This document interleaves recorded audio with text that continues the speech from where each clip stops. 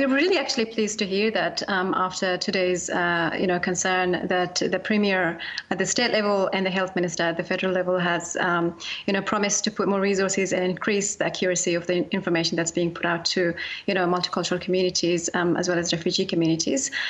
Yes, we are hearing from communities since April this year that, the resources that are being put out in their community languages are very complicated to understand sometimes when bigger documents are being translated.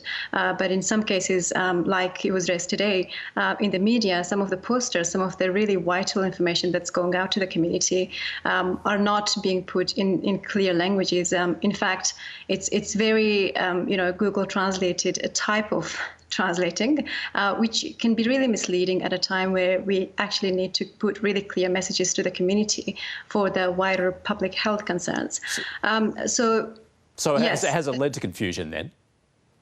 It has, because we're actually getting these, concerns from communities. So with the community, the form of communication happens very instantaneously through WhatsApp, through Viber, and then it gets circulated very, very quickly through those channels. And so we are getting these messages from the community about the fact that they have been confused about the messages from the federal government and state governments. So to your question, yes.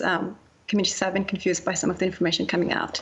Yes, Shukufa, you're a Farsi speaker. Do the English translations into your language make sense? Yeah, to a good extent. I think that good work has been put out in Farsi languages, and of course with Farsi language there are a subset of Dari language and Persian and Hazaragi. All of these languages are very native languages, and there are differences. I think that in the past few months, the information that has been put out has been good quality, but it has also meant that it has been some of them has been strictly academic translation of materials from English to Farsi, for instance. And with refugee communities, as you might know, a lot of them actually have a huge period of missed education, so they don't understand necessarily the academic language that these materials are being translated in. So that has been actually the difficulty in terms of clear communication that we have so emphasized on federally in English.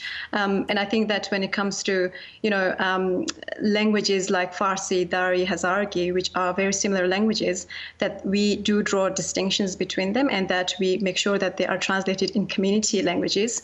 And for that reason, we actually need to, work together with communities, community pockets across Australia, because it's one thing to translate them through, professional translators. It's quite another for communities to understand and to be able to speak in those languages.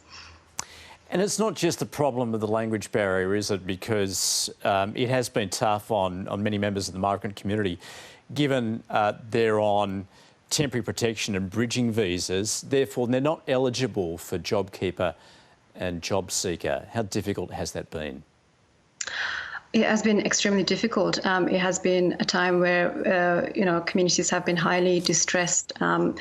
People have been really struggling with, basic accommodation, basic income. So for community, community groups, and the refugee diaspora communities are very diverse, but, people seeking asylum are very much part of the larger community. And while citizens and permanent residents have been able to access some of those vital emergency relief packages or the economic stimulus packages, people seeking asylum on bridging visa and people on temporary protection visas have been deprived of those stimulus packages. And we are amidst a health crisis, and we are actually not extending this vital, stimulus packages or economic responses to the most vulnerable. And we are absolutely, contradicting the health messages or the public health concerns that we are having at the moment in Australia. And, people seeking asylum are the most vulnerable one of all of the groups, because accessibility to the SRSS, which is a form of payment, and it's a very basic safety net payment, so it's not equivalent to the New Start or other income payments that you get. They are very basic, and they don't even have access to that. They have to go through very complex eligibility criteria to be able to access those packages. So you will see that the community-based organizations, community services, they have been inundated with requests and demand for, from asylum seekers reaching out for basic financial assistance and food packages. Shukufa Tahiri from the Refugee Council of Australia. Thanks very much for joining us. Thanks very much.